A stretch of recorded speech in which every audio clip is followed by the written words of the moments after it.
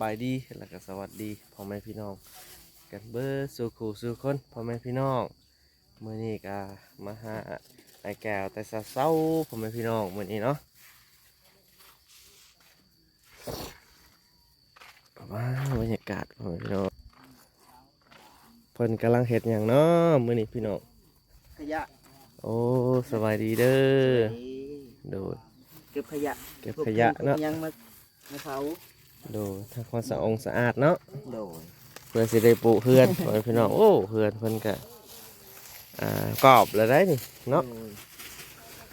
นี่พี่น้อง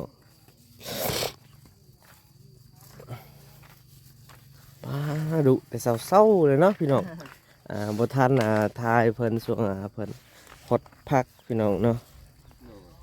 ข้อสองแบบเพิ่นกินข้อสอโอ้พี่น้องเกินเพิ่นนี่ยาวไปทางพุ่นเนาะคิดว่ายาวไปทางพุ่นบ่ยาวไปทางข้างเนาะเห็นบ่พ่อแม่พี่น้องเพิ่นเป็นคนขยันเนาะบ่มีเดียวเห็ดนะเห็ดไปนี่นะพอได้โดยบ่ขยะเฮาก็เต็มเนาะแม่น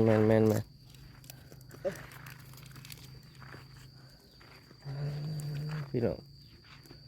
คิดว่าเพิ่นสิยกเสามื้อนี้เขาก็เลยมาแต่เสาแม่น เคยคิดเลยนะก็เลยคิดว่าเขายกแต่เสาเด้อปกติบ้านเฮาเขายกเอาแต่เสาเอาหญ้าเอานั่นนะ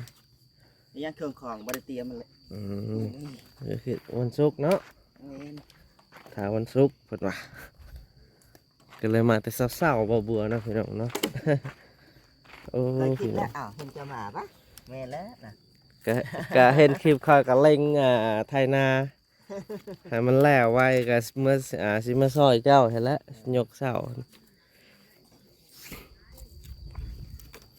คิดว่ายันคนบ่ร้ายหั่นแหละเนาะเฮามาอยู่พี่ยันยังบ่มีเพื่อนบ้านร้ายหั่นนะ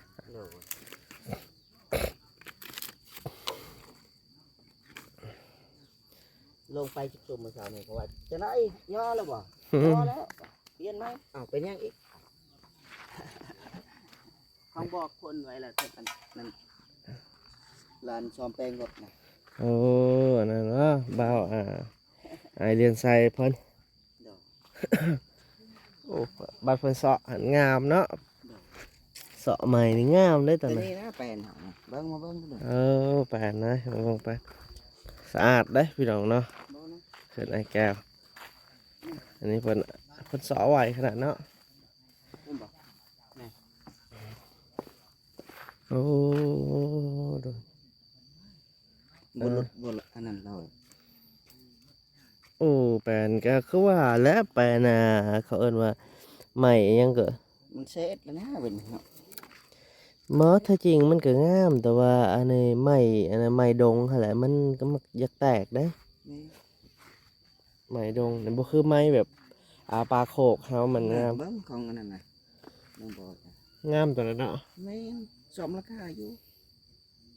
อันนี้ไม้ยังเกิดไม้แปดนะไม้แอมบ่ไม่เป็นปูคอยนั่นแหละโอ้ปูอันนี้เนาะโอ้สิจุบบ่นี่จักแผ่นนี่เขาสร้างว่า35แผ่น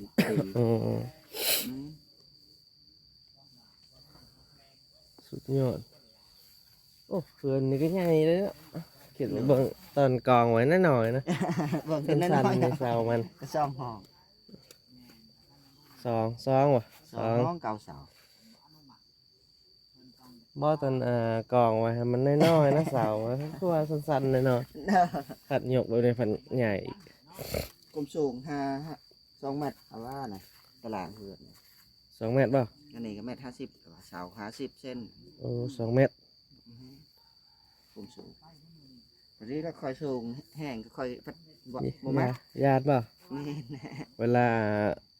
แบบว่าเขาเอิ้นว่าฝนตกนะลมฟ้านะลมฝนมันก็เดี๋ยวก็เลยว่าเอาสูงบอกข่อยให้ยังได้ต่ำๆเนาะบ่สูงต้องคอยบ่มักอะลิจักได้ครับเบิ่งนี่มักไผมักมันเนาะญาติเนาะนี่บ่ต้องคอยว่าเบิ่งเฮือนสูงแบบของกระเจ้าบัดเฮาว่าขี้ร้ายแต่กระเจ้าเฮ็ดว่างามนั่นนะมักไผมักมันเนาะแต่คน นั่น เนาะข่อยก็เลยบอกสร้างเพิ่นแน่ว่าบ่เอาสูงเด้อบ่าบ่เอา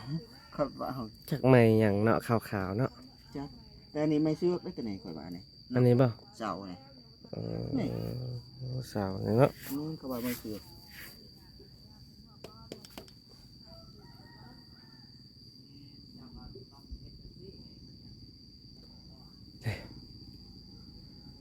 มันว่างะแข่งได้ตอนก่อนสอบเขาบอกโอ้ยไหนเนาะ ไปมา ตอนเฮาเบิ่งคือขี้ลายเนาะ แม่ คือมันสิบ่ได้ สร้างว่านะฮะ บ่ว่าตอนเฮากองไว้คือน้อยๆว่ะ ไผสร้างบ่ นี่ สร้างเฮ็ดเฮือนตัวนี้หรือว่าตัวนั้น นี่ ตัวนี้ ตอนเฮากองเบิ่งปะคือน้อยๆเนาะ อันแหละก็ว่ากันน้อยๆสั้นๆนี่มันประกอบแบบนี้เพิ่นเอ้าใหญ่เบิ่มเทิมอีก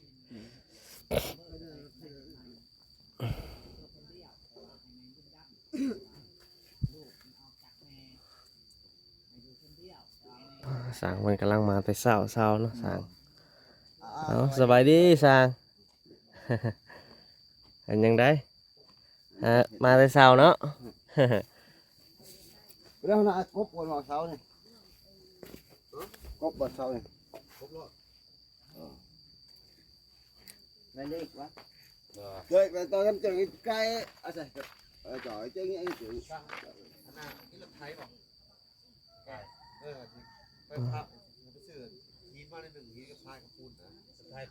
โอเคพ่อแม่พี่น้องมื้อนี้เฮาก็สิมาเบิ่งเอ้ยวันเพิ่นพ่อแม่พี่น้องเนาะเพิ่นกำลังเฮ็ดของเฮ็ดกินเนาะพ่อแม่พี่น้องโอ้เพิ่นนึ่งข้าวพี่น้องเพิ่นก็กำลังล้างถอกล้างถ้วยพ่อแม่พี่น้องโอ้เพิ่นปลูกกล้วยเนาะต้นกล้วยพ่อแม่พี่น้องเสียดายบ่คันว่าทมพอดีทางนั้นพอดีเลยเนาะพี่น้องปลูกแบบปลูกแจนะพอดีพี่น้องพี่น้องเพิ่นกระดุขยันได้ไปวันเพิ่นสร้างมาแต่เช้าๆเพิ่นพี่น้องเนาะทันใจพี่น้อง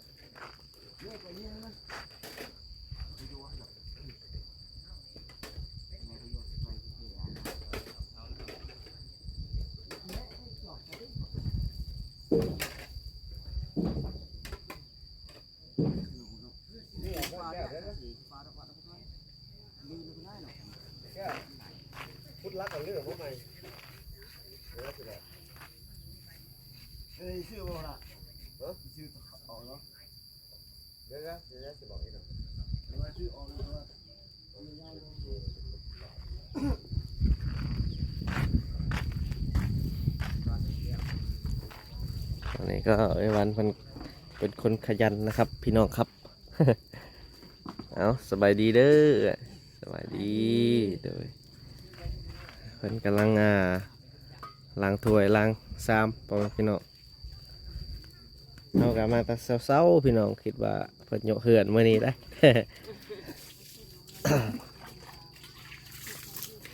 ทีนี้ก็เป็นเวลา5-6 โมง7 โมงแล้วเนาะพ่อแม่พี่น้องบริษัทแหละ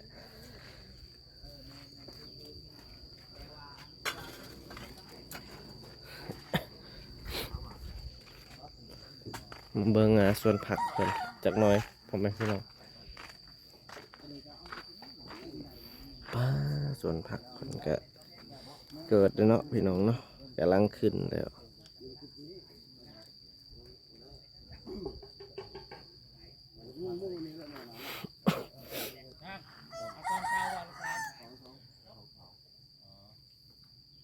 มื้อนี้ก็สร้างเพิ่นกำลังมาเซาะไม้อยู่พ่อแม่พี่น้อง Đây là bác.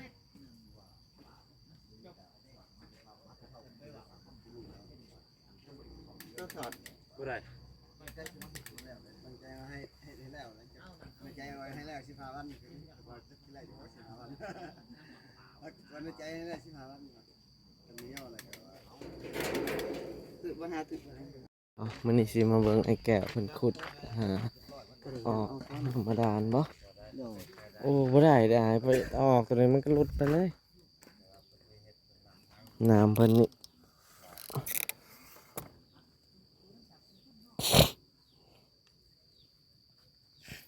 เพิ่นต้องได้ใหญ่นำมาด่าเนาะเลิกจังไดพี่น้อง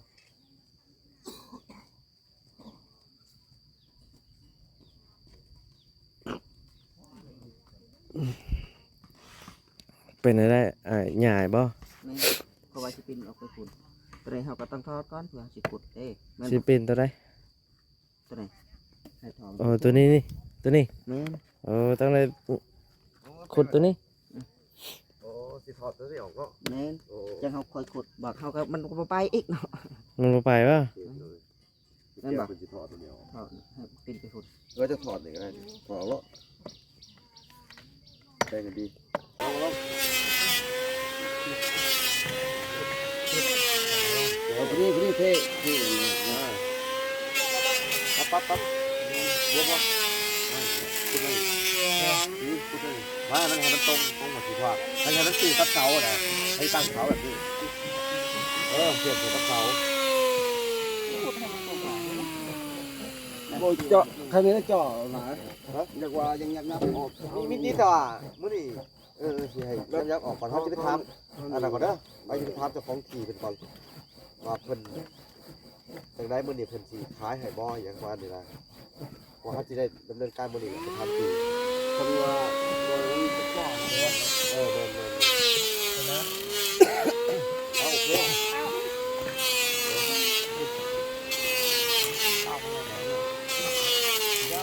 ดีกว่านี่โอเค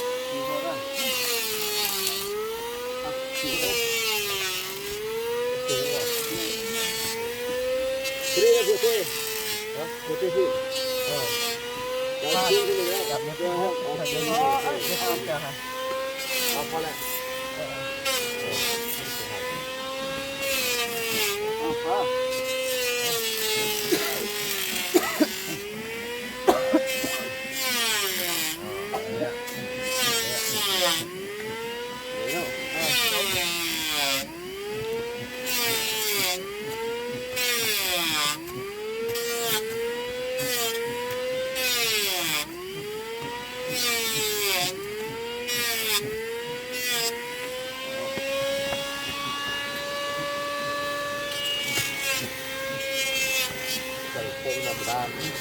โค้งราคาเนี่ยเป็น100เนาะ ดูเอาสบายดีอะไร ดีเด้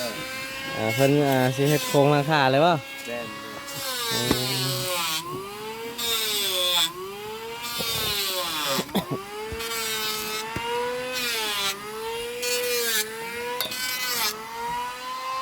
ไปพี่น้องมาเบิกสร้างเพิ่นเพิ่นกำลังเสาะไม้อยู่ให้พี่น้อง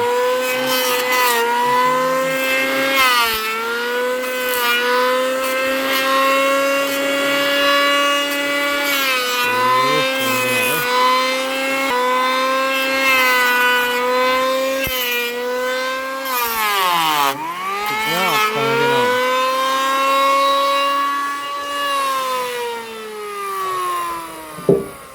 กล่องเนาะ ไม่จำเลยให้ผม สามราคาละ มันงอๆอยู่ฟังพี่น้อง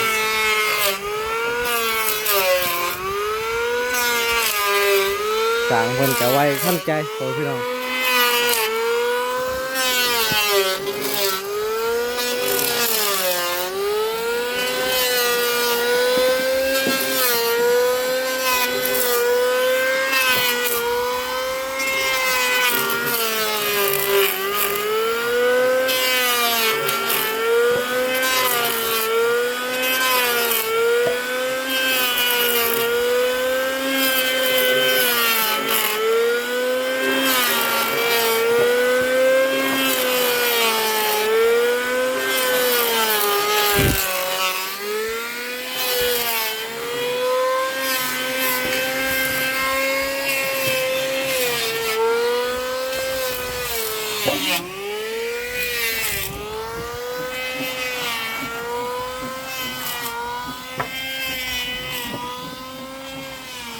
โอ้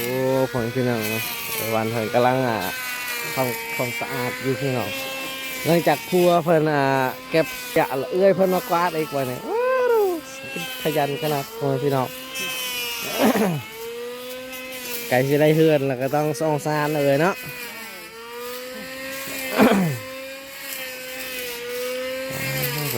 ขยันขนาดเอื้อยเพิ่นก็ได้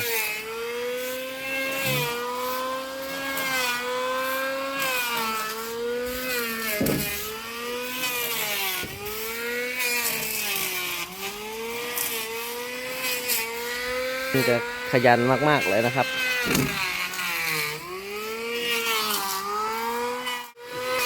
โอเคพ่อแม่พี่น้องเนาะ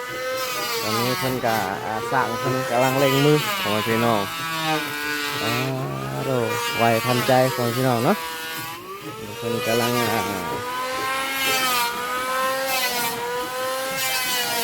คันมีเครื่องให้สบายพี่น้องเปิดมาเดี๋ยวนี่ต้องได้เลื่อยเอาพี่น้องเนาะ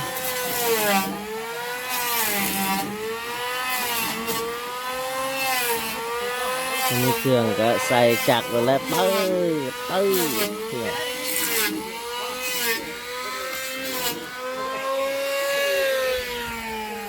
ก็โอเคพ่อแม่พี่น้องเนาะสำหรับคลิปนี้เอาก็สิขออำลาพ่อแม่พี่น้องกันคือเก่าเนาะจังได้ก็อย่าลืมฝากกดไลค์กดติดตามให้บ่บัวพ่อแม่พี่น้องเนาะบ่บัวก็สิไปอัปเดตเรื่อยๆเนาะพ่อแม่พี่น้องเนาะเอาสำหรับคลิปนี้เขาก็สิจบแล้วเนาะพี่น้องเนาะเอาสวัสดีครับสบายดีบ๊ายบาย Welcome to โมเมนต์แล้ว